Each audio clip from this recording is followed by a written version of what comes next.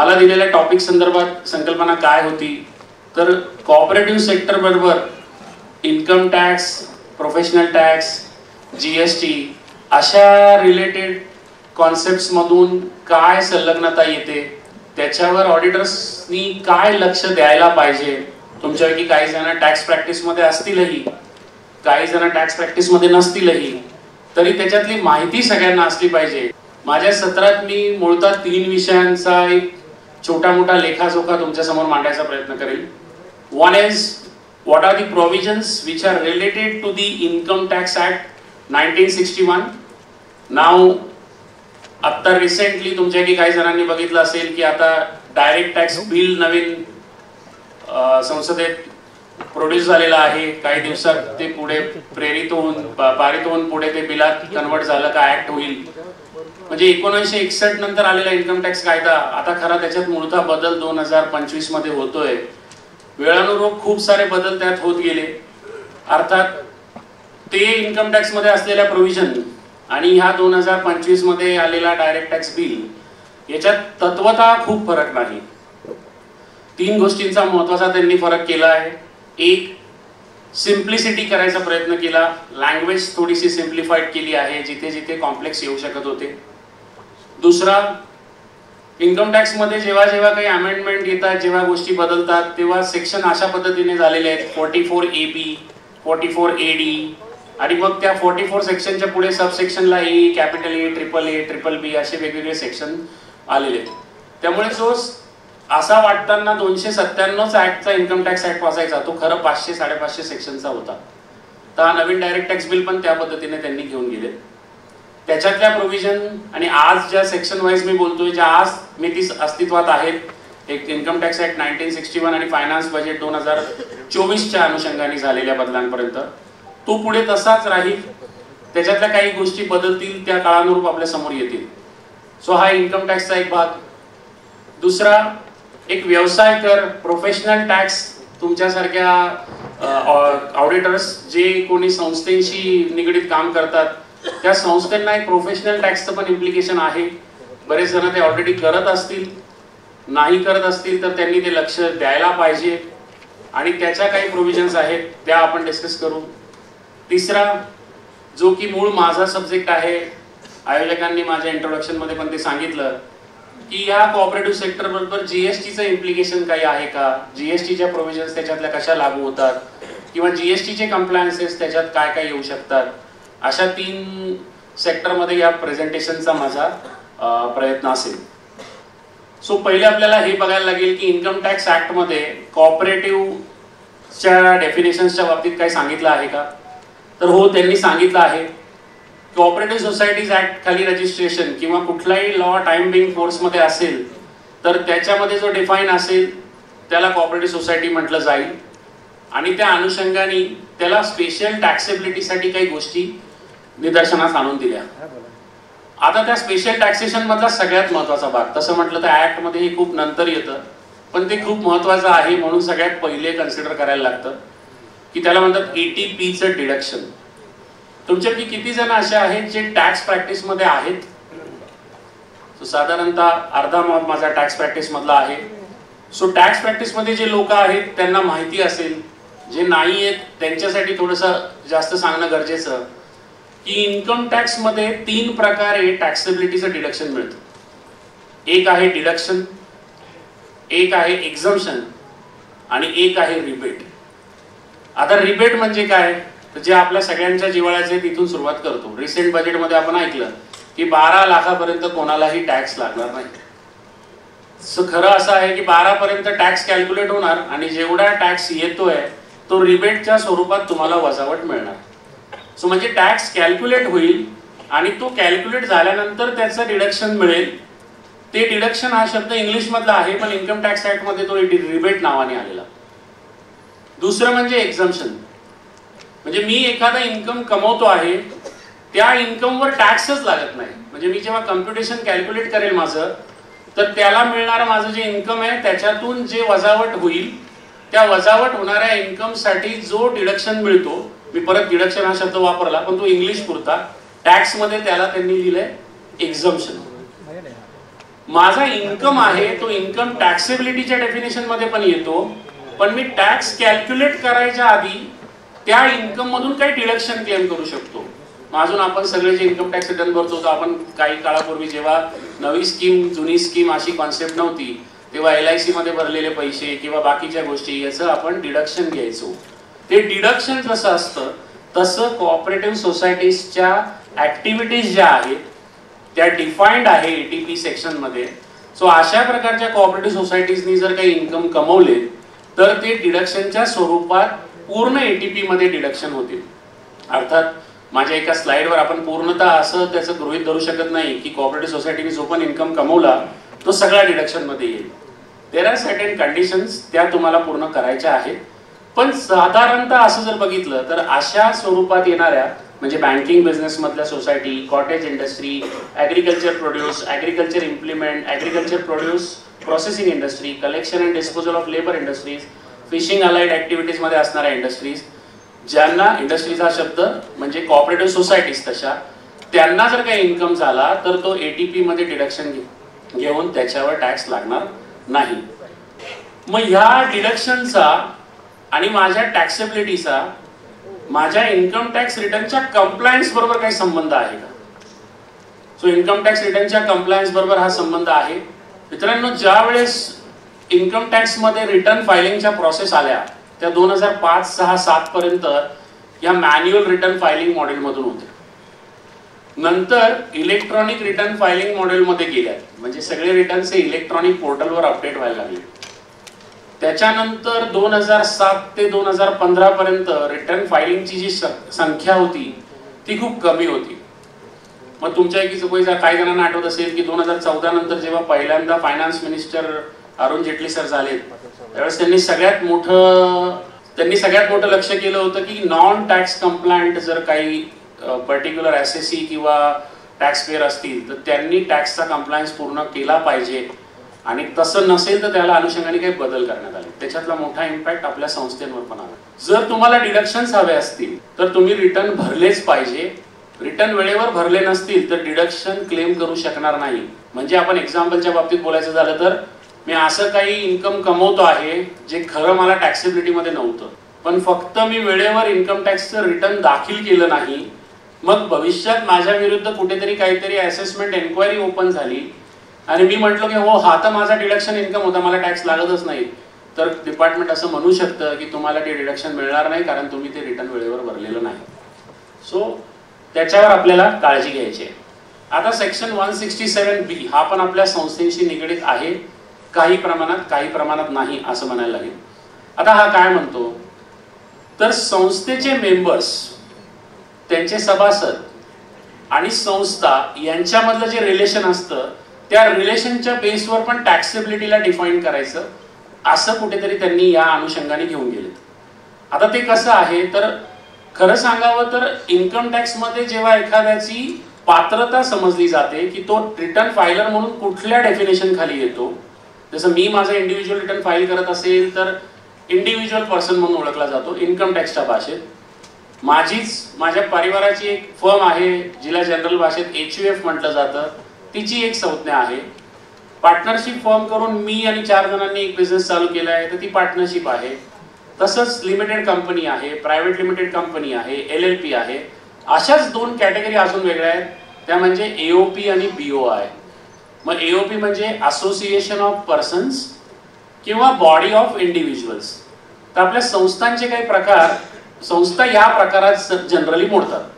आता याच्यात डोळे सर कधी कधी अशा गोष्टी समोर आलेल्या आहेत की काही लोकांनी जेव्हा पॅन ऍप्लिकेशन केलं होतं तेव्हा करायला हवं होतं AOPच्या कॅटेगरीत, पण ते झालेलं आहे BOIच्या कॅटेगरीत, आणि मग त्याचं टॅक्स इम्प्लिकेशन पण त्या पद्धतीने त्रासदायक होत आहे. अर्थात तशा काही गोष्टी असेल तर तुम्ही डिपार्टमेंटशी कन्सर्न करून गोष्टी त्या रिझॉल्व्ह करायला लागतील. अर्थात आता हा मी जे म्हणतो हा विषय 2-3 वर्ष आधी आलेला, आता काही ठिकाणी बऱ्यापैकी रिझॉल्व्ह झालेला असेल. सो या BOI आणि AOPच्या बाबतीत जो विषय होता त्याच्यामध्ये विषय असा आहे की मेंबर्सनी जो इन्कम कमवला आणि त्या असोसिएशननी जो इन्कम कमवला याच्यात एक मॅक्सिमम रेट आणि एक मॅक्सिमम मार्जिनल रेट. या कॉन्सेप्टवर मी डिटेल खूप बोलत नाही कारण if I will go into that technical jargon तर ते जास्त वेळेचं पण प्रॉब्लेम, जास्त वेळ पण घेईल डिस्कशन मध्ये, आणि प्लस तो विषय त्या पर्टिक्युलर असोसिएशन किंवा संस्थेसाठी येतो म्हणून त्याच्या डिटेलमध्ये जात नाही. फक्त त्यांनी असं दिलेलं आहे की अशा जर काही असतील जिथे सभासद काय आहेत, त्यांची संख्या कशी आहे ती अननोन होत असेल, तर मॅक्सिमम रेटनी लागायचा टॅक्सेबिलिटीचं घ्यायचंय, आणि जर नोन होत असेल तर मॅक्सिमम मार्जिनल, म्हणजे त्यांच्यापैकी आपसातला सगळ्यात जास्त रेट ज्याचा टॅक्सेबिलिटीचा होतो त्या टॅक्सेबिलिटीने त्याचा इन्कम कंपोजिशन करायचं. So this is something what they have written. थोडा क्लिष्ट आहे हा सेक्शन. ज्यांच्याकडे असं काही रेफरन्स असेल कृपया त्याच्या डिटेलिंग मध्ये जाऊन त्याचा निर्णय घ्या. तुम्ही स्वतः सुज्ञ आहातच, प्लस कोणाची गरज पडली तर जरूर सल्ला घ्या.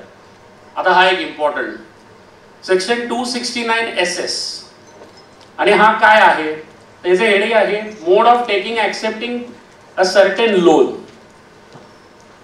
मी जनरलाइज भाषेत बोलायचं झालं, मला आज काही पैसे लागत आहेत माझ्या काही पर्सनल कामासाठी किंवा बिझनेस कामासाठी, आणि माझा एक मित्र आहे समजा आनंद, मी त्याला म्हटलं आनंद मला एक 4 लाख रुपये हवेत, तू मला देतो का?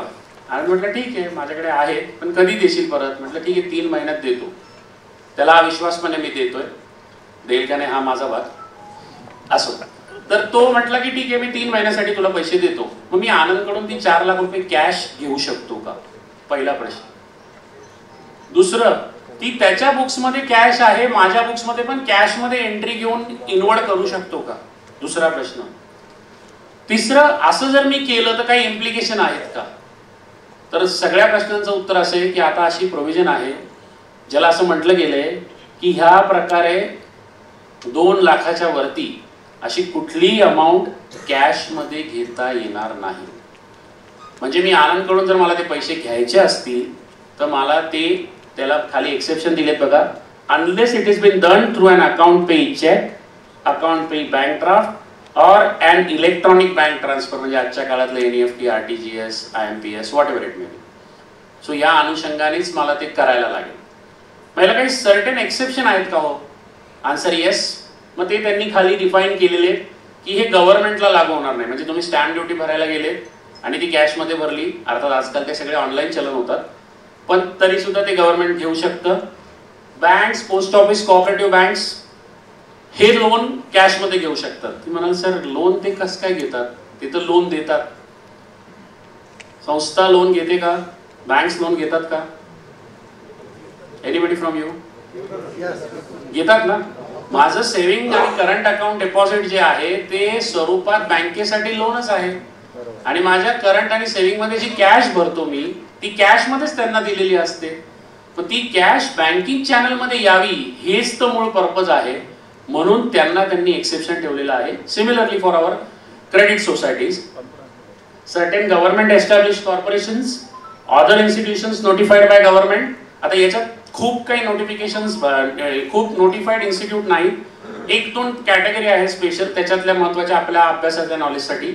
एक आहे त्याच्यातली एक कॅटेगरी जी म्हणजे आजकाल ATM कलेक्शनसाठी काही लोकांना एजन्सी अपॉइंट केली जाते, आणि तुम्ही बघितलं असेल त्या व्हॅन फिरतात, ते बँकिंग चॅनलचे लोक नाही, त्यांना स्पेशल कॅटेगरी दिली आहे की तुम्ही ती कॅशचं काम करायचं, ATM मध्ये रिफिल करायचं किंवा तिथून विड्रॉ करायचं.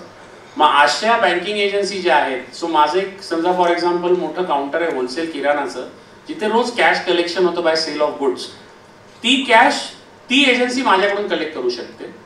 अशा वेळेस ती एजन्सी माझ्याकडून 2 लाखाच्या वरती घेते आहे, तरी सुद्धा त्या स्पेसिफिक नोटिफिकेशनने त्यांनी बाहेर ठेवलेलं आहे. आणि बिटवीन 2 इंडिव्हिज्युअल जिथे बोथ ऍग्रिकल्चर इन्कम असेल, 2 इंडिव्हिज्युअल जे आहेत ज्यांच्यात ऍग्रिकल्चर इन्कम असेल आणि बाकी कुठलाच टॅक्सेबल इन्कम नसेल, तिथे हे कॅशचं देवाणघेवाण चालू शकते. अर्थात हा 5वा एक्सेप्शन तितकासा चांगला वर्क होत नाही असा माझा अनुभव आहे. नोटबंदीच्या काळात ज्या ऍग्रिकल्चरर्सनी असे काही व्यवहार केलेत त्या सगळ्यांना नोटिसेस फेस करायला लागल्या. अर्थात त्याचे पेरल इम्प्लिकेशन वगैरे लागले नाहीत, पण तो कंप्लायन्स, ती असेसमेंट सगळं करायला लागलं. त्यामुळे आपल्याला जर कोणी असा सल्ला घेत असेल तर आपण हेच सांगावं की शक्यतो कॅशमध्ये देऊच नका. तुमच्याकडे कॅश असेल तर ती तुमच्या बँकेत भरा आणि मग समोरच्याला द्या किंवा जो घेतोय त्याला सांगा. Now limits of cash transaction of 2 lakh और मोर इन अ डे और कर ब्लॅक मनी. सो ब्लॅक मनीवर आळा घालण्यासाठी असा एक पुढचा सेक्शन त्यांनी आणला. मग मित्रांनो, जो पहिला सेक्शन मी समजवला तिथे माझ्या एक्झाम्पल मध्ये मी जसा चेतन आनंदकडून घेत होतो तसं आनंदला पण काही रिस्ट्रिक्शन दिलंय का? तू पण नाही देऊ शकत. मला तर रिस्ट्रिक्शन दिलं होतं, तू घेऊ शकत नाही. मग अशा पेमेंट साईडला पण असे काही रिस्ट्रिक्शन आहेत का? तर आन्सर येस, या सेक्शन प्रमाणे पेमेंट साईडला पण आहे. आता लोन्स आणि डिपॉझिट रिपेमेंट आहे. म्हणजे एक इथे तर फक्त लोन रिलेटेड ट्रान्झॅक्शन नाही आहे, इथे तर जनरल ट्रान्झॅक्शन पण आहे. आता याच्यातलं समजा संस्थेने काही खर्च केला त्यांच्या पर्टिक्युलर प्रिमायसेसच्या रिपेअरिंगसाठी, आणि त्या रिपेअरिंग कॉन्ट्रॅक्टरनी बिल दिलं समजा 2,23,000 रुपयाचं, आणि तो म्हटला मला सगळे पेमेंट तुम्ही कॅशमध्ये द्या. संस्थेने वाउचर दिलं आणि कॅश विड्रॉ करून दिली कॅश काउंटरवरून, चालेल का? Answer is no. त्यांनी सांगितलं पेमेंटला पण रिस्ट्रिक्शन आहे, तुम्हाला असे पेमेंट चेकनीच करायला लागतात. सिमिलरली असे लोन जे घेतलेले होते आणि त्या लोनचं रिपेमेंट करायचं होतं, तर त्या लोनला पण असे रिस्ट्रिक्शन आहेत. सो ही सगळी जी व्यवस्था केली गेली आहे, याच्या या 3 सेक्शन मधून मला तुमच्यासमोर फक्त एवढं मांडायचं आहे की कॅशचा व्यवहार 2 लाखाच्या वरती होतोय, मग तो रिसिप्टचा असो, पेमेंटचा असो, एक्सपेन्सचा असो, इन्कमचा असो, आपल्याला सतर्क व्हायचंय. ह्या 3 सेक्शन मध्ये पुढे बसतंय का हे चेक करायचंय. बसत असेल तर we'll have to take care, आणि नसेल बसेल तर तुम्ही पुढे जाऊ शकता. आता पुढचा प्रश्न ऑडिटर म्हणून तुमचा येईल, सर बऱ्याच वेळा तर ते ट्रान्झॅक्शन झाल्यावर आमच्याकडे येतात, आम्हाला आधी काय करणार? बरोबर, बरेच जण असतात. सो अशा केसेसमध्ये अशा पर्टिक्युलर ट्रान्झॅक्शनचा रेफरन्स तुमच्या समोर आला आणि तुम्ही जर इन्कम टॅक्स रिलेटेड कंप्लायन्स बघता आहात तर त्यांना तुम्हाला गाईड करायला लागेल, त्याचे इम्प्लिकेशन त्यांना समजवायला लागतील, आणि मग त्याच्या पुढे काही गोष्टी येत आहेत ज्या मी तुम्हाला पुढच्या स्लाइडमध्ये सांगतो. आता हा 12AB आणि सेक्शन 11, डोंगरे सर स्लाइटली मला एक कन्सर्न होतं याच्यात. आपल्या ज्या संस्था आहेत त्याच्यातल्या काही संस्था चॅरिटेबल इन्स्टिट्यूशन्स मध्ये पण येतात, मोडू शकतात? नाही येऊ शकत ना. ओके, मग just for the sake of knowledge म्हणून जेव्हा आपण डिस्कस करतो तेव्हा या मुद्द्यावर फक्त सगळ्यांना माहिती असावी या अनुषंगाने आपण घेऊ. सो चॅरिटेबल इन्स्टिट्यूशन्सच्या रेफरन्ससाठी काही स्पेसिफिक सेक्शन आहेत, आणि बरेच तुम्ही जे वेगवेगळ्या विभागात काम करता तुमच्या समोर अशा काही संस्था येत असतील ज्या तुमच्या कॉपा नाही आहेत पण तुम्हाला अप्रोच होतात. एखाद्या मंदिराची संस्था असू द्या, एखाद्या सामाजिक कार्याची संस्था असू द्या, तर त्यांना सेक्शन 12, सेक्शन 11 असे इन्कम टॅक्सचे जे 2 सेक्शन आहेत जिथे चॅरिटेबल इन्स्टिट्यूशन्स साठी होणाऱ्या ज्या काही ट्रान्झॅक्शन्स आहेत त्याच्यासाठी काही स्पेशल प्रोसिजर्स आहेत. मग त्या काय, तर त्याच्या टेक्निकल स्लाइड मध्ये जायचं म्हटलं तर त्यांना एक स्पेसिफिक रजिस्ट्रेशन घ्यायला लागतं. ते 5 वर्षासाठी साधारणतः व्हॅलिड असतं. 5 वर्षानंतर परत एकदा रिन्युअलची प्रोसेस त्याच्यात आहे, आणि ती प्रोसेस पूर्ण करून त्या संस्थेने जो इन्कम कमवला तो चॅरिटेबल पर्पजसाठी कमवला आहे, त्याच्यामुळे त्याला पण पुढे काही स्पेसिफिक डिडक्शन्स दिलेले आहेत, आणि त्याच्यावर 85% पर्यंतच्या अमाऊंटवर टॅक्सेस नाही लागत. सो अशा स्वरूपाचं आहे. याच्यात जर काही ऍप्लिकेशन केल्यानंतर रजिस्ट्रारला काही क्वेरीज आल्या तर तो त्या क्वेरीज घेऊ शकतो, आणि त्या क्वेरीज रिझॉल्व्ह करण्यासाठीचा एक स्पेसिफिक टाइम स्पॅन आहे, 3 महिने, 6 महिने, 1 वर्षाचा. त्याप्रमाणे त्या गोष्टी पुढे जाऊ शकतात. आणि या संस्थेशी रिलेटेड काय मुद्दा आहे. सो आता तुमच्या सगळ्यांसाठी इंडिव्हिज्युअली बेनिफिटचा असू शकतो किंवा नसू शकतो, असे दोन्ही शब्द मी जाणीवपूर्वक वापरतो. बेनिफिटचा असू शकतो असा की जर अशी काही संस्था असेल जी ATG पर्पज खाली रजिस्टर्ड आहे आणि मी तिला काही डोनेशन देतोय, तर ते डोनेशन माझा जो जनरल इन्कम आला आहे टॅक्सेबिलिटी मधून त्याच्यातून वजावट मिळते, आणि ती वजावट मिळाल्यानंतर जो माझा इन्कम राहतो, जे उत्पन्न राहतं माझं, त्याच्यावर मला टॅक्स भरायला लागतो. सो हे ATGचं सेक्शन आहे. अर्थात जेव्हा नवीन स्कीम आली त्यावेळेस ही गोष्ट निघून गेली. 2 मिनिटं अजून त्या खोलात जातो, जरी माझ्या त्या टॉपिकचा भाग नसेल तर, बिकॉज इथे तुमच्या की बरेच जण टॅक्स प्रॅक्टिस मध्ये नाही. नवीन स्कीम आणि जुनी स्कीम म्हणजे काय. सो इन्कम टॅक्स मध्ये गेल्या काही वर्षांपासून एक नवीन पद्धत आली की तुम्ही तुमचं इन्कम टॅक्स रिटर्न 2 प्रकारे भरू शकतात. दोन्ही एका वेळी होऊ शकत नाही. एक तर न्यू स्कीम मध्ये जा किंवा जुन्या स्कीम मध्ये जा. न्यू स्कीम म्हणजे तुम्ही रिटर्न दाखल करताना मी जे आधी एक्सप्लेन केलं होतं, डिडक्शन किंवा एक्झम्पशन असं कुठलंही तुम्हाला इन्कमच्या स्रोतातून मिळणार नाही, आणि जे तुम्हाला इन्कमच्या स्रोतातून मिळणार नाही तो जो इन्कम आला त्याच्यावरचे टॅक्स रेटचे स्लॅब्स हे थोडे वेगळ्या प्रकारे डिफाईन केले, सूटच्या भाषेत थोडे जास्त सूट देऊन केलेत असं म्हणू. किंवा जुनी पद्धत होती, माझं उत्पन्न आहे से 7 लाख रुपये वर्षाला, त्याच्यातले 50,000 रुपये मी एका एज्युकेशनल इन्स्टिट्यूटला ATG खाली रजिस्टर्ड असल्यामुळे डोनेशन देतो आहे फॉर देअर ऑल पर्पज जे डिफाईन आहेत. त्याच्यामुळे मला 7 लाखातून 50 लाख रुपयाचं डिडक्शन मिळून 6.5 लाख रुपयाने टॅक्सेबिलिटी होईल. अशी ओल्ड स्कीम होती, आहे म्हणजे आजही. आत्ता अशी परिस्थिती की तुम्हाला दोघांपैकी जी चूज करायची ती रिटर्न फायलिंगच्या आधी तिचा निर्णय घ्यायचा आहे. तिथे एक स्पेसिफिक फॉर्म असतो, तो फॉर्म अपलोड करायचा आहे आणि मग तुम्ही त्या प्रकारे तुमचं जुन्या किंवा नवीन स्कीम मधल्या ऍप्लिकेबिलिटीचं रिटर्न भरू शकता. सो अशी संस्था जर रजिस्टर्ड असेल, जे मी A12A आणि B मध्ये जे 11 आणि 12 सेक्शनच्या बाबतीत बोलत होतो, त्या संस्थेला दिलेले डोनेशन डिडक्शनच्या स्वरूप मिळू शकतात. पण न्यू स्कीम मध्ये जेव्हापासून हे गेलं तेव्हा या डिडक्शनची मात्रा कमी झाली. सो आता मला इथे जे कोणी तुमच्यापैकी ट्रस्ट रिलेटेड ऍक्टिव्हिटीज मध्ये इन्व्हॉल्ड आहेत, कोऑपरेटिव्ह सोसायटीजला इन्व्हॉल्ड आहेत किंवा बाकीच्या गोष्टींमध्ये आहे, तिथे थोडासा एक कन्सर्न वाटतो की या बाबतीत सरकारला एक रिप्रेझेंटेशन द्यायला लागेल. अदरवाईज जर अशा प्रकारे डिडक्शनचा रेफरन्स निघून गेला तर माझी संस्था चालवण्यासाठी जे डोनर पुढे येत होते त्या पर्पजनी जर त्यांचं इंटेन्शनल हिट झालं तर त्या संस्था पुढे चालवणार कशा असे प्रश्न उभे होऊ शकतात. अर्थात सरकारचं म्हणणं असं आहे, ज्याला डोनेशन द्यायचं असतं त्याला ते डिडक्शनचं काही घेणं देणं नाही आहे, तो जाणीवपूर्वक ते डोनेशन देतो, पण तरी सुद्धा त्याच्यावर फरक पडू शकतो. अर्थात त्याच अँगलनी पूर्ण होईल असंही नाही. सो ह्या डोनेशनच्या बाबतीतला एक रेफरन्स आहे जो आपल्या सगळ्यांच्या कामाचा आहे. आता जर असे काही कोऑपरेटिव्ह सोसायटी असतील या फंड मध्ये इन्व्हॉल्ड आहेत, जसं आपण आधी बोललो की अशी शक्यता फार नाहीच नसत का, शक्यताच नाही का नाहीच आहे. अच्छा, केलं आहे. ओके, म्हणजे माझ्या बोलण्याचा थोडासा रेफरन्स त्याच्याशी जोडतो आहे. बर, माझे काही स्पेसिफिक फंड आहेत. साधारणतः सगळे फंड हे नॅशनल फंड म्हणून बघितले जातात.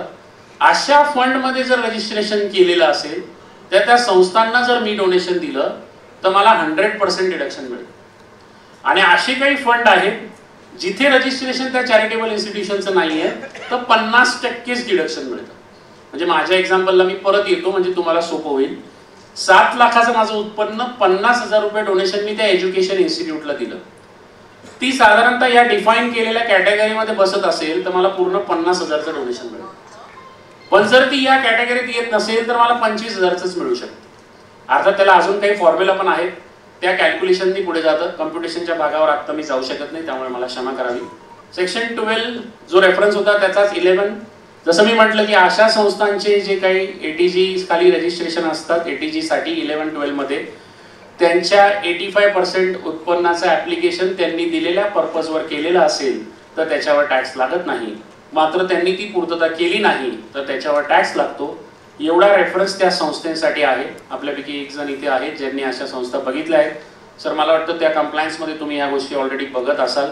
काही अडचण असेल तर आपण ते जरूर चर्चा करू शकू. क्लासिफिकेशन काय होऊ शकतात?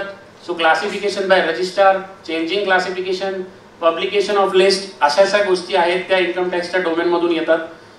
नाशिकसाठी अगर अशा काही संस्था आहेत ज्या चॅरिटेबल पर्पजसाठी रजिस्ट्रेशन करू इच्छितात तर त्यांना पुण्याला इन्कम टॅक्सच्या ऑफिसमध्ये हे करायला लागतं. नाशिकमधून ते डायरेक्टली होत नाही. तुम्ही ऍप्लिकेशन केल्यानंतर तिथे एक स्पेसिफिक प्रोसेस असते, तिथे तुमचं ऍप्लिकेशन एंटरटेन केलं जातं, त्याच्यावरच्या हिअरिंग्स होतात, सबमिशन्स होतात आणि मग अप्रुव्हल दिलं जातं आणि मग क्लासिफिकेशन होतं की ते कशा पर्पजमध्ये पुढे येते. नाव सेक्शन 115 JC हा एक इम्पॉर्टंट भाग आहे आपल्यासाठी. आता 115 JC म्हणजे काय तर इन्कम टॅक्स मध्ये सरकारने अशी एक प्रोव्हिजन करून ठेवली आहे की जेव्हा मी कुठला टॅक्स भरायला लागू होतो तेव्हा मला टॅक्स जर येत नसेल तरी सरकार माझ्याकडून एक मिनिमम टॅक्स कलेक्ट करायसाठीची व्यवस्था करते. आणि तो काय तर इन्कम टॅक्स मध्ये कंपनीसाठी पहिले हा सेक्शन होता सुरुवातीच्या काळात. मागच्या 4-6 वर्षापासून हा नॉन कंपनीजसाठी पण आला. कंपनीजसाठी म्हणजे काय तर ज्या प्रायव्हेट लिमिटेड कंपनीज आहेत त्यांचे जे स्पेसिफाईड प्रॉफिट कॅल्क्युलेट होतात, बुक प्रॉफिट आपण त्याला जनरली बोलतो, ते टॅक्सेबिलिटी इन्कमच्या खाली जात असतील तर त्यांना मिनिमम एवढा टॅक्स तरी भरायला लागेल असा एक सेक्शन आहे. त्याला म्हणतात 115 JB, दॅट इज मॅट, त्याला मिनिमम अल्टरनेट टॅक्स असं इंग्लिशमध्ये त्यांनी नाव दिले. सिमिलरली अशा काही कंपन्या सोडून बाकीच्या व्यवस्था आहेत किंवा संस्था आहेत किंवा इंडिव्हिज्युअल पर्सन आहेत ज्यांना किंवा पार्टनरशिप फर्म्स आहेत ज्यांना असाच मिनिमम टॅक्स भरायला लावतो, फक्त त्यांनी त्याचं नाव बदललं, त्याला अल्टरनेट मिनिमम टॅक्स आणि त्याचं सेक्शन करून टाकलं 115 JC. आणि मग तो काय सांगितला तो त्यांनी सांगितलं की 18.5% वर बेसिक टॅक्सेशननी टॅक्स भरायला आहे. आणि भरलेला टॅक्स पुढे येणारा जो इन्कम असेल, जर आत्ता तो इन्कम आपल्याला एक्झाम मिळतो आहे, थोडं क्लिष्ट आहे, टेक्निकल आहे बोलताना, please be connected with me, की जे आपण भरतो आहे आज खरं भरायची गरज नव्हती, पण सरकारला तरी मिनिमम एवढा हवा आहे, पुढे जेव्हा तुम्हाला असा काही इन्कम येईल ज्याच्यावर टॅक्स लागत होता, या अमाऊंटचं जे तुम्ही आज भरलं आहे त्याचं क्रेडिट पुढे मिळेल अशी व्यवस्था केली गेली. आता याच्यामध्ये आपल्याला या IFSC ज्या इंटरनॅशनल फायनान्शियल सर्व्हिस सेंटर्स आहेत आणि कोऑपरेटिव्ह सोसायटीज आहेत त्यांना दिलेले एक्झम्पशन्स आहेत, तिथे जर बघितलं तर फॉरेन एक्सचेंज मध्ये डील करणारे जर असतील तर त्यांना तो रेट 9% वर डिफाईन केलेला आणि बाकी 15%ला. आणि जर तसं असेल तर स्पेसिफिक टॅक्स प्रोव्हिजन्स ज्या आहेत बाकीच्या BAC, BAD, BAE साधारणतः स्पेशल रेट ऑफ टॅक्सेशन मधल्या ज्या आहेत त्या लागू होत नाही. मी परत एकदा सांगतो की त्या टेक्निकॅलिटीज मध्ये सगळ्यांमध्ये मी जात नाहीये, कोणाला कन्सर्न असेल तर आपण ते नंतर डिस्कस करू शकतो. 44AB. आता व्हॉट इज 44AB? आता हे महत्वाचं, तुम्ही सगळे ऑडिटर्स आहात, तुमच्यापैकी जे टॅक्स प्रॅक्टिशनर्स मध्ये आहात किंवा नाही आहेत ते अशा संस्था ज्यांचे उत्पन्न किंवा ज्यांच्या रिसिप्ट्स या स्पेसिफिक थ्रेशोल्डच्या वरती जात असतील तर त्यांना इन्कम टॅक्सचं ऑडिट पण करायला लागतं. आणि मग ते लिमिट काय आहे, तर इथे 5 करोड 10 करोड अशा भाषेत लिहिलेलं आहे. सरकारचं म्हणणं होतं आम्ही 10 करोड पर्यंतच्या लोकांना इन्कम टॅक्सचं ऑडिट करायची लावणार नाही जर त्यांचा टर्नओव्हर एवढा असेल तर, पण त्याला एक क्रायटेरिया आहे की तुमचा 95% रिसिप्ट किंवा पेमेंट या रिसिप्ट किंवा पेमेंट म्हणण्यापेक्षा रिसिप्ट आणि पेमेंट या दोघांची टोटल करून तुमचा कॅशचा सगळा व्यवहार तुमच्या झालेल्या ट्रान्झॅक्शन्सच्या कॅशबुकच्या 95% पेक्षा कमी असावा. म्हणजे थोडक्यात जर माझा टर्नओव्हर आहे 7 करोड, माझ्या एक्सपेंडिचर साईड आहे 6.5 करोड, तर 7.5 आणि 6 13.5 करोड टोटल होते. याच्यातला 95% एक्सपेन्स किंवा इन्कमचा भाग हा बँकिंग चॅनल मधून झाला असेल तर मला इन्कम टॅक्स ऑडिटची गरज नाही. अदरवाईज मला इन्कम टॅक्स ऑडिट करायला लागतं. हे ऑडिट कोणाकोणाला लागू होतं, त्या 44A सेक्शन प्रमाणे सगळ्यांनाच ते लागू होतं. प्रत्येक category of income tax return जिथे जिथे येते, जसं मी आधी बोललो, individual, HUF, partnership, AOP, BOI, banking channel, सगळ्या गोष्टींना ही लागू होतं. आणि त्याच्यावर जर तुमच्याकडे अशा काही केसेस असतील तर त्याचे ऑडिट जर होत नसतील तर ते करून घ्यायला पाहिजे, होत असतील तर त्याला लागणाऱ्या प्रोव्हिजनचे डिटेल्स आपण बघून घ्यायला. मग त्या ऑडिटचा फॉर्म आहे का काही, तो हो, जाणून बुजून या फॉर्मचे काही कंटेंट तुमच्या समोर आणण्याचा प्रयत्न केला, कारण तुम्ही जे ऑडिट फॉर्म्स बनवतात तशा रिलेटेड इन्कम टॅक्सचे ऑडिट फॉर्म आहेत. त्याला फॉर्म 3CD 3CB अशा स्वरूपात आम्ही बोलतो. त्याला 2 कॅटेगरी आहेत, एक 3CA 3CB, दुसरी 3CD 3CB, आणि त्याच्यातले जनरल भाग आहेत. तर मग डिटेल्स काय, तर पहिला पार्ट आहे फॉर्मचा जिथे नाव, ॲड्रेस, डिटेल, कंटेंट, बिझनेसचं नेचर या गोष्टी घेतल्या जातात. पुढे आहे की त्याचं स्टेटस काय आहे, त्या ऍक्टच्या कुठल्या प्रोव्हिजन खाली त्याचं ऑडिट होतं, काय ट्रान्झॅक्शन्स आहेत, बुक्स ऑफ अकाउंट मधले काय रजिस्टर, काय व्यवहार मेंटेन केले जातात त्याचा रेफरन्स येतो. नंतर तुमचं स्टेटस मध्ये AOP, BOI आहे का, अदर कॉपरेटिव्ह आहेत का, बँक्स आहेत का, त्याच्यानंतर ट्रस्ट आहेत का, अशा रिलेटेड इन्फॉर्मेशन तिथे घेतल्या जातात. आता इम्पॉर्टंट पार्ट, मग तुम्ही म्हणताय सर आधी पण तुम्ही एका स्लाइड मध्ये बोलले की तुम्हाला डिडक्शन घ्यायचं असेल, तुम्हाला त्याचं टॅक्स बेनिफिट एन्जॉय करायचं असेल तर रिटर्न भरणं गरजेचं आहे. मग हा रिटर्न जातो कुठल्या कॅटेगरीत, सो इन्कम टॅक्स मध्ये डिफाईन्ड फॉर्म आहेत, ITR 1, 1, 2, 3, 4, अशातला ITR 5 जो आहे सहसा त्याच्यात हे रिटर्न जातात. काही ठिकाणी ITR 7 मध्ये पण रिटर्न भरले गेले, कारण ते मी जसं म्हटलो की ते AOP आणि BOIचं डिफरन्सिएशन झाल्यामुळे, सो त्या अनुषंगाने तो जो फॉर्म आहे त्याच्यात तुम्हाला ते रिटर्न्स भरायचे आहेत. त्या रिटर्नचा फॉर्म हा बऱ्याच डिटेलमध्ये आहे, त्याच्यात भरपूर ट्रान्झॅक्शनचा फ्लो रेकॉर्ड होतो. तो भरताना तुमच्यापैकी जर कोणी स्वतः भरत असतील तर तुम्ही काळजी घेतच असाल, तो भरताना छोट्या मोठ्या चुका टाळाव्या जेणेकरून अडचणीचा भाग पुढे येणार नाही, कारण ऑनलाईन गेल्यामुळे नंतर ते कुठेच चेंज होत नाही. अर्थात रिवाइज रिटर्न कॉन्सेप्ट आहे पण त्यालाही काही मर्यादा आहेत. कोऑपरेट आता येतो मूळ भागांकडे जो खरं तुमच्या सगळ्यांच्या कामाचा येऊ शकतो. आता संस्था अशा प्रकारे जेव्हा पेमेंट्स करतात तर जेव्हा इन्कम कमवतात त्याच्यावर काय होईल, त्याचं ऑडिट कसं होतं, या गोष्टी आपण बघितल्या. आता त्यांना पेमेंट्स करताना पण इन्कम टॅक्सचे काही रेफरन्स आहेत का, काही नियम आहेत का, तर हो, संस्था जेव्हा त्यांच्या एम्प्लॉईजला सॅलरी देतात त्या सॅलरीचे थ्रेशोल्ड लिमिट, त्या ज्या पर्सनला तुम्ही सॅलरी देत आहात त्याचा बेसिक टॅक्सचा एक्झम्पशन स्लॅब क्रॉस करत असतील तर त्याच्या सॅलरी मधून पण तुम्हाला TDS कापून सरकारला भरावा लागतो. म्हणजे काय? सो एक संस्था आहे जिथे एक मॅनेजर आहेत, त्यांना 70,000 रुपये पर मंथ पगार आहे, तर त्यांचं वर्षाला उत्पन्न होतंय 8,40,000 रुपये. त्या 8,40,000 रुपये पगारावर त्यांना जो काही आपण पेमेंट करतोय त्याचा TDS कापून संस्थेला इन्कम टॅक्स डिपार्टमेंटला जमा करायला लागतो. सो हा आहे 194(2). याच्यात पुढचा प्रश्न येतो, सर तो कधी कापायचा, कधी भरायचा? TDSचे सगळे सेक्शन कव्हर करतो आणि मग त्याच्यावर मी येतो. Yes sir. सेक्शन 194A, मी जर कोणाकडून काही इंटरेस्टनी अमाऊंट घेतली आणि त्याच्यावर इंटरेस्ट दिला, सिमिलरली संस्थेने जे काही लोन्स घेतले किंवा डिपॉझिट्स घेतले त्याच्यावर इंटरेस्ट दिला, त्या इंटरेस्टचा जो थ्रेशोल्ड आहे त्या थ्रेशोल्डच्या वरती गेला, म्हणजे इथे जसं 40,000, 5,000 40,000, 5,000 अशा अमाऊंट ज्या डिफाईन केलेल्या आहेत, याच्यावरती जर तो इंटरेस्ट गेला तर मला तो इंटरेस्ट पेमेंट करताना त्याचा TDS कापून घ्यायचा आहे आणि तो पण गव्हर्नमेंटला जमा करायचा आहे. सो आपण पहिले बघितलं, एक सॅलरीचा सेक्शन ऍप्लिकेबल होतोय, एक इंटरेस्टचा सेक्शन ऍप्लिकेबल होतोय. प्रोफेशनल टेक्निकल सर्व्हिसेस, संस्था तुम्हाला ॲज अ ऑडिट फी देते.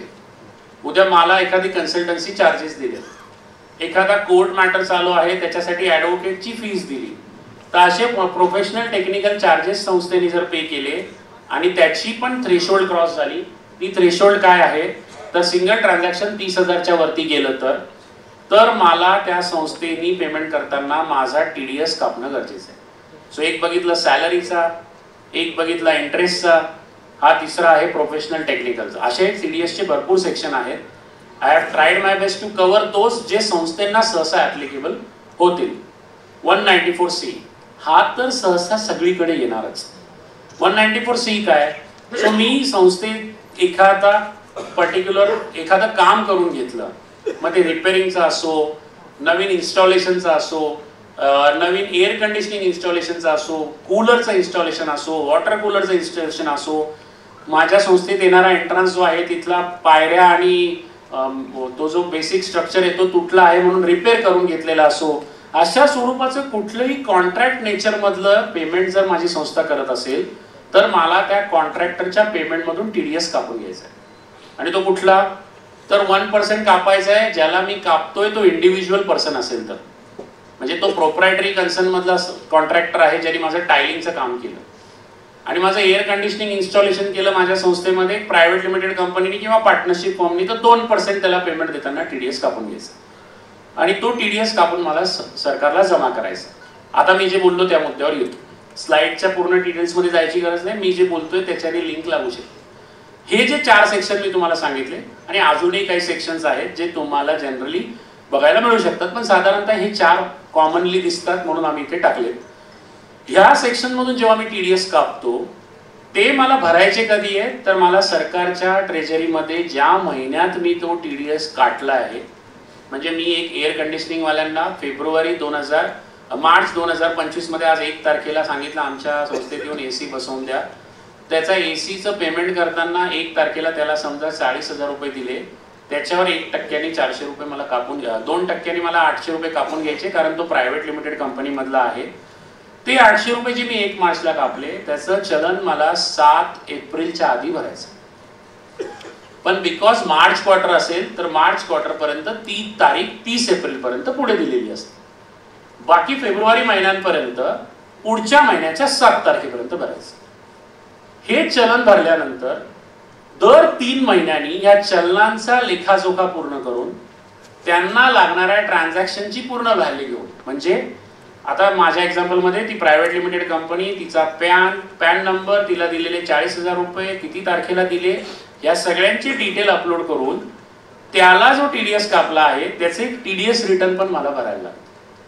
आणि ते TDS रिटर्न मला कधी भरायचं आहे तर प्रत्येक क्वार्टर संपल्यानंतर मला ते महिन्याभराच्या आत भरायचं. आणि फॉर मार्च क्वार्टर 2 महिने दिलेत, 30 एप्रिलच्या ऐवजी 31 मे पर्यंत मला तारीख दिली. म्हणजे पहिल्या क्वार्टरचं जून संपला तर 31 जुलै, सप्टेंबर संपला तर 31 ऑक्टोबर, डिसेंबर संपला तर 31 जानेवारी आणि मार्च क्वार्टर संपला तर 31 मे पर्यंत अशा विहित मुदतीत मला ते भरायचं. आणि हे TDS रिटर्न जर मी वेळेवर भरले नाही तर काय होणार हो, तर तुम्हाला पेनल कॉन्सिक्वेन्सेस आहेत आणि which are very higher side. 200 रुपये पर डे. सो 200 रुपये पर डे प्रमाणे ती पेनल्टी लागू शकते. टॅक्स डिडक्शनसाठी पण पेनल्टीज आहे. टॅक्स डिडक्शन करून भरले नाहीयेत तरी पेनल्टी आहे. रिटर्न टीडीएसचं वेळेवर भरलं नाही तरी पेनल्टी आहे. आणि याच्या व्यतिरिक्त तुम्ही 1 मार्चला त्या टीडीएसचं पेमेंट केलेलं होतं, एसीचं पेमेंट केलं होतं, टीडीएस कापला, तुम्हाला तो पर्टिक्युलर मुदतीत भरायचा होता, त्याच्यापेक्षा 2 महिने उशिरा भरला तर व्याजाची सुद्धा तरतूद आहे. या सगळ्या गोष्टींचा इम्पॅक्ट आपल्या संस्थेवर येतो. आणि याच्यामुळे टीडीएसच्या असेसमेंट, अगदी टीडीएसचे प्रॉसिक्युशन पण झालेले आहेत असं आजपर्यंत बघितलं गेलं. अर्थात आता या गोष्टी बऱ्याच सुरळीत झाल्यात, बऱ्याच जणांना याचं नॉलेज पण आलंय ऑनलाईन झाल्यापासून. सो या गोष्टीचं आपल्याला काळजी घ्यायला लागते. आणि ही कुठल्या फॉर्म मध्ये जातात तर टीडीएसचा जो रिटर्न आहे सॅलरी रिलेटेड तो 24Q मध्ये, नॉन सॅलरी रिलेटेड म्हणजे एसी कॉन्ट्रॅक्ट्स वगैरे हे जे मी एक्झाम्पल दिले किंवा प्रोफेशनल फी दिली ऑडिटरला तर ते 26Q मध्ये, आणि पेमेंट टू नॉन रेसिडेंट म्हणजे इंडियाच्या बाहेर काही पेमेंट्स गेले तर 27Q मध्ये. अशा फॉर्म्स मध्ये ते रिटर्न्स भरले जातात. हे भरल्यानंतर मला असं काही प्रूफ मिळू शकतं का तर मी ऑडिटर म्हणून जेव्हा मला फी दिली त्याचा जो टीडीएस कट केला त्याचा फॉर्म 16A मिळतो. आणि मिस्टर एक्स त्या संस्थेचा एम्प्लॉई आहे त्याचा टीडीएस सॅलरी म्हणून कटला तर त्याला फॉर्म 16 मिळतो. आता हे दोन्ही फॉर्म ऑनलाईन पोर्टलवरच जनरेट होतात, त्याला ट्रेसेस पोर्टल म्हणतात इन्कम टॅक्सचं, आणि तिथून जनरेट झालेले फॉर्म तुम्हाला द्यायला पाहिजे. संस्थेने ते पण काळजी घ्यायला पाहिजे की ते वेळेवर जनरेट केलेले आहेत का, कारण ते फॉर्म्स वेळेवर जनरेट नाही केले तरी पेनल्टी प्रोसेस आहे.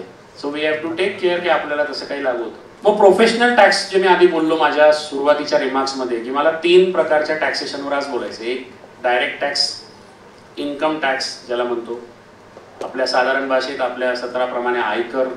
दुसरा प्रोफेशनल टॅक्स, व्यवसाय कर. हा प्रोफेशनल टॅक्स काय आहे हो तर महाराष्ट्र राज्याच्या ट्रेजरीमध्ये जमा होणारा प्रोफेशनल टॅक्स, प्रोफेशन टॅक्स असा त्याचा शब्द आहे.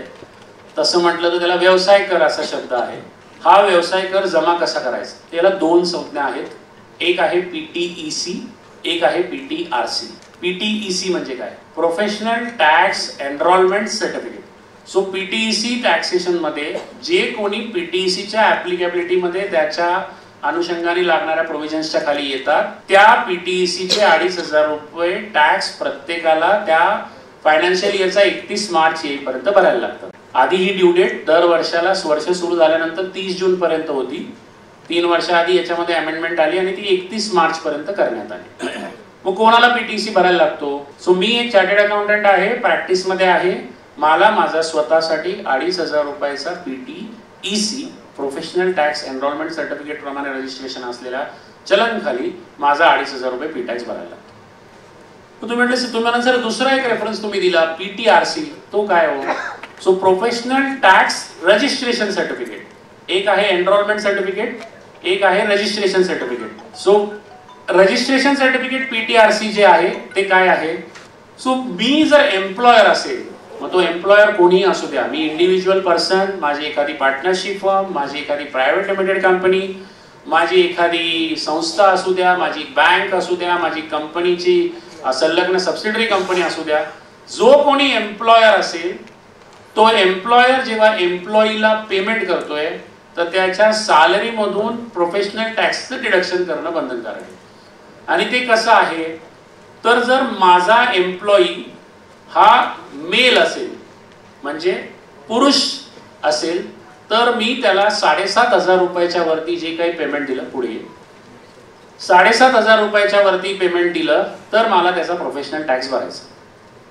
जर मी त्याला पेमेंट 7,500 पासून 10,000 पर्यंत दिलं तर मला दर महिन्याला 175 रुपये त्याच्या पगारातून कापायचे.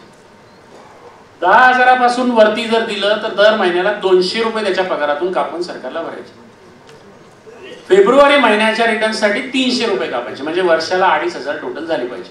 म्हणजे माझ्या एक्झाम्पलला जोडलं तर मी as a chartered accountant practice करून स्वतःचे 2,500 रुपये जे भरतोय आणि माझ्या ऑफिसला एक सिनियर मॅनेजमेंट पर्सन आहे त्याला मी समजा 20,000 रुपये पगार देतोय तर त्याचे पण 2,500 रुपये भरले जात आहेत, माझे पण 2,500 रुपये भरले जात आहेत. त्याचे मी कापून भरतोय आणि माझं मी स्वतःचं भरतोय. माझं स्वतःचं भरतोय दॅट इज PTEC, त्याचा कापून भरतोय तो PTRC. माझं जे भरायचं आहे त्याचं एक सिंगल चलन भरायचं असतं, त्याचा जो भरायचा आहे त्या PTRCला पण चलन भरल्यानंतर रिटर्न फायलिंगची पण प्रोसेस आहे. जसे TDS चलन भरतो आपण त्या TDS चलनाचं जसं TDS रिटर्न भरलं जातं तसं प्रोफेशनल टॅक्सचं पण एक रिटर्न भरलं जातं. मग ते कधी भरायचं, त्याच्या मुदत आहेत. जर माझी मागच्या वर्षाची लायबिलिटी ही 50,000च्या वरती असेल तर मंथली, आणि जर माझी मागच्या वर्षाची प्रोफेशनल टॅक्स लायबिलिटी ही 50,000च्या खाली असेल तर इयरली 31 मार्च पर्यंत एकखट्टी मला वर्षभराचं रिटर्न भरायचं. याच्यात पण जर मी दर महिन्याचा प्रोफेशनल टॅक्स कापल्यानंतर चलन भरायला उशीर केला तर व्याजाच्या पेनल्टीच्या तरतूद आहेत, त्याच्यावर पण आपल्याला लक्ष द्यावं लागेल. सो हा प्रोफेशनल टॅक्स अशा प्रकारे संस्थांना लागू होऊ शकतो, एम्प्लॉईजला देणाऱ्या पेमेंटमधून कापण्यासाठी आणि एम्प्लॉईज नसेल तर स्वतः संस्थेला भरण्यासाठी. आता एक मुद्दा आला की तो मी बोललो नव्हतो. हे सगळे नियम मी पुरुष या भाषेत बोलून 7,500 पासून सुरुवात केली होती. मग जर माझ्या संस्थेत महिला कामाला असतील तर काय, तो फक्त एवढंच आहे की त्याला ते 7,500 10,000 वगैरे अशा क्रायटेरियात जायची गरज नाही. 25,000 पर्यंत पगार असेल त्या महिलेला तर प्रोफेशनल टॅक्स लागणार नाही. 25,000च्या वरती असेल तर दर महिन्याला 200 रुपये तिच्या पगारातून मला कट करायला लागेल. This is the only difference for male and female. मग हे का असेल तर ऑब्विसली वुमन एम्पॉवरमेंट खाली ही गोष्ट पकडण्यात आली. त्याला समानतेच्या अधिकाराखाली वगैरे आपण क्वेश्चननी बघू नये असं माझं मत आहे. असं नाव coming to my last part, that is goods and service tax. GST काय आहे?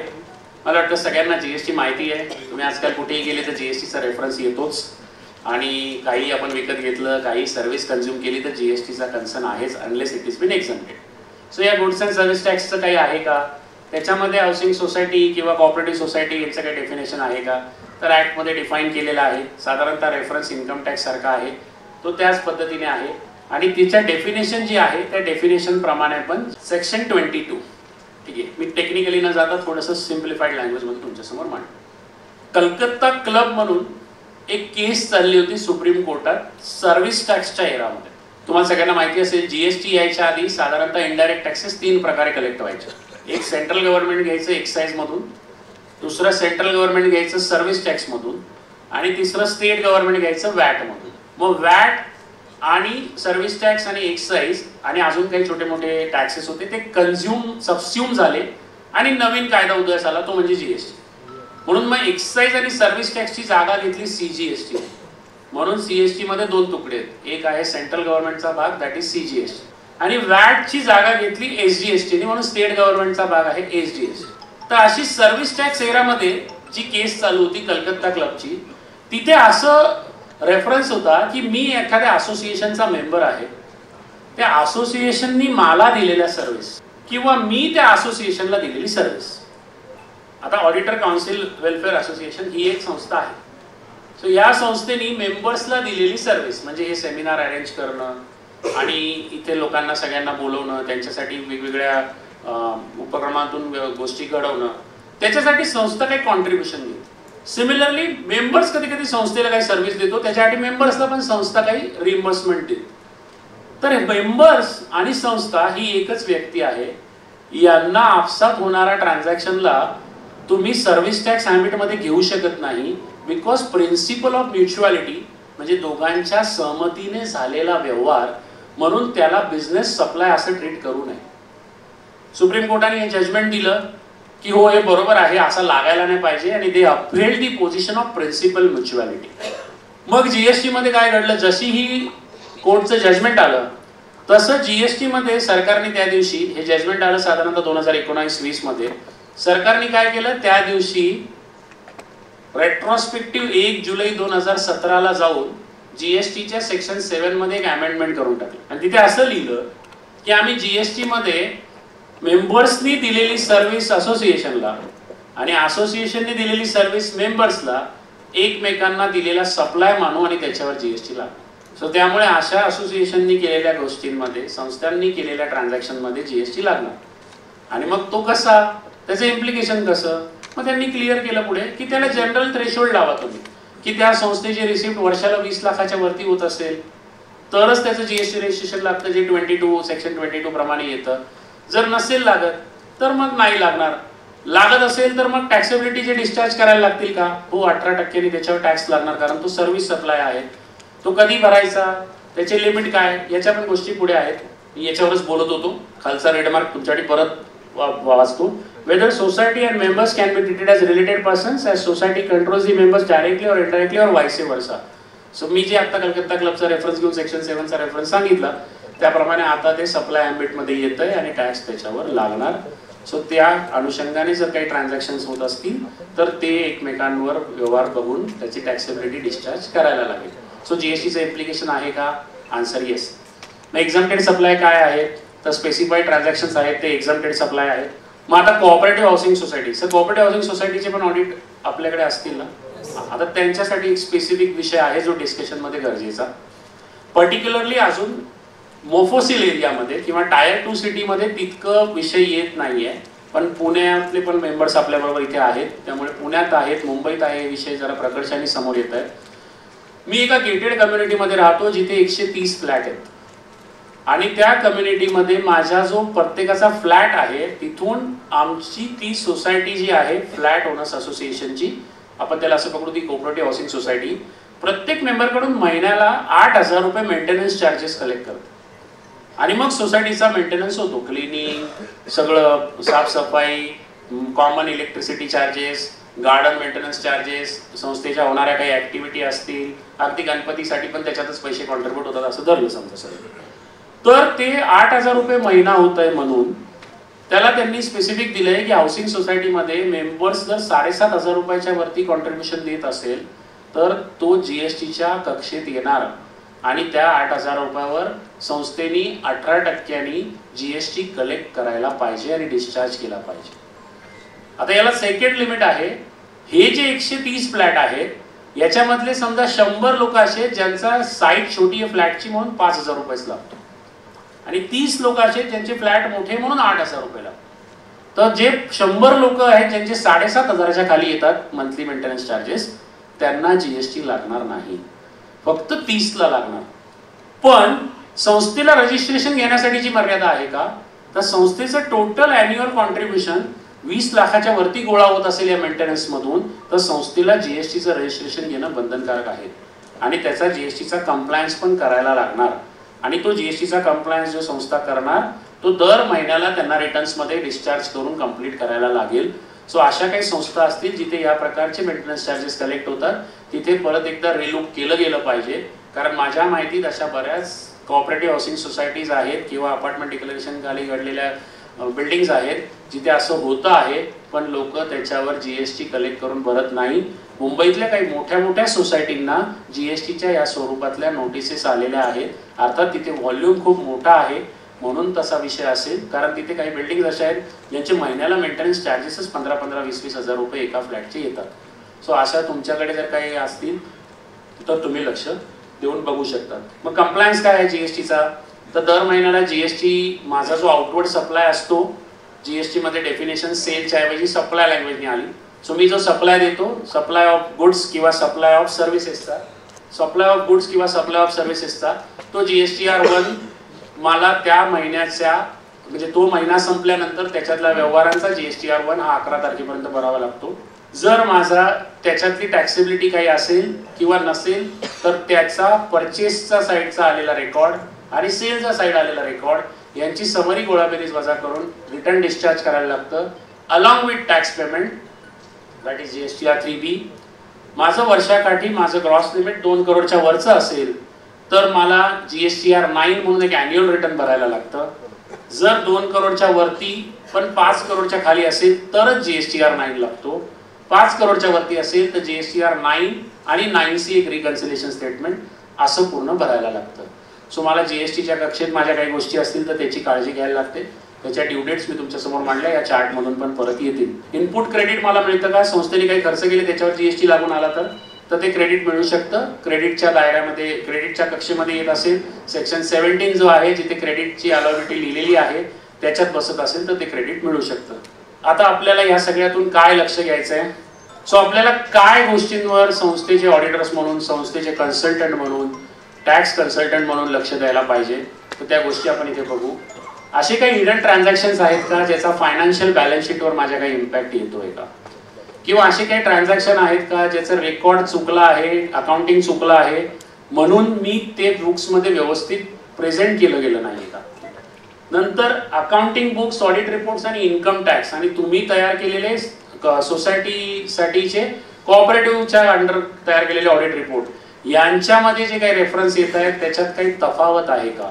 सो याचं क्रॉस रिकन्सिलेशन झालं पाहिजे. कारण काही ठिकाणी असं होतं की आपण कोऑपरेटिव्ह ऑडिटर आहोत, इन्कम टॅक्स रिटर्न दुसरं कोणीतरी भरतंय, त्यांनी व्यवहार जे पकडले ते ट्रान्झॅक्शन आणि तुमचा रिपोर्ट याच्यामध्ये रिकन्सिलेशन होत नाहीये. असं जर काही असेल तर आपणच स्वतःहून त्या कन्सल्टंट बरोबर एक संवाद साधला पाहिजे की सर असं असं आहे, तुम्ही हे सगळं बघता आहात का, जेणेकरून उद्या त्यांना आपल्यामुळे आपल्याला त्यांनामुळे डिफरन्शियल गोष्टींचा कुठलाही त्रास होणार नाही. नंतर ऑर्गनायझेशन यांनी अनअकाउंटेड सोर्स ऑफ इन्कम आहे का, सहसा असं काही नसतं.